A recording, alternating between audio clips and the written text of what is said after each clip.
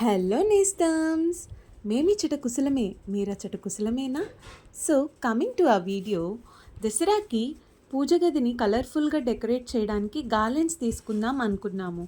కానీ మార్కెట్లో మినిమం 500 లేకుండా ఏ గార్లెండ్ సెట్ రావట్లేదు.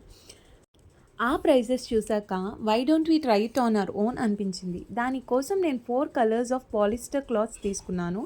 That is yellow, red, white and green. Actually cream అయితే ఇంకా బాగుండేది, బట్ నాకు క్రీమ్ కలర్ దొరకలేదు, సో వైట్ తీసుకున్నాను. వాటన్నిటిని స్ట్రైట్ స్ట్రిప్స్లా కట్ చేసేసుకొని ఎడ్జెస్ని ఇలాగ క్యాండిల్తో బర్న్ చేశాను. ఇలా చేయడం వల్ల ఏమవుతుందంటే థ్రెడ్స్ అన్నీ అనీవెన్గా బయటకు వచ్చేయకుండా బర్న్ చేసినప్పుడు ఎడ్జెస్ అనేవి లాక్ అయిపోతాయి. సేమ్ అలాగే అన్ని కలర్స్ని బర్న్ చేసుకొని సైడ్కి పెట్టుకున్నా. ఆ తర్వాత ఒక సిల్క్ థ్రెడ్ తీసుకొని దానికి స్టార్టింగ్ ఒక పర్ల్ ఎక్కించాను. తర్వాత నేను తీసుకున్న కలర్ స్ట్రిప్స్లో ఒక కలర్ స్ట్రిప్ని తీసుకొని దాన్ని మీకు చూపిస్తున్నట్టు జిగ్జాగ్గా స్టిచ్ చేశాను. ఎవ్రీ కలర్ అయిన తర్వాత మధ్యలో ఒక పర్ల్ని యాడ్ చేసేసాను.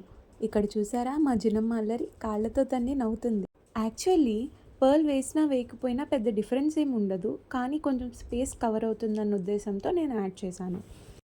మన చేతులతో చేసుకుంటే ఆ సాటిస్ఫాక్షనే వేరండి. బయట ఈ గార్లెండ్ స్టార్టింగ్ రేటే 500 నుంచి స్టార్ట్ అవుతుంది, కానీ ఈ మెటీరియల్ మొత్తానికి కలిపి నాకు దగ్గరగా 200 అయింది అంతే. ఇంకా క్లాత్ చాలా మిగిలింది కూడా. పైగా నేను బయట చూసిన వాటికంటే ఈ మాల నాకు చాలా చిక్కగా వచ్చినట్టు అనిపించింది. నా దగ్గరున్న బెల్స్ అండ్ పర్ల్స్ని హ్యాంగింగ్స్ లాగా సెట్ చేశాను.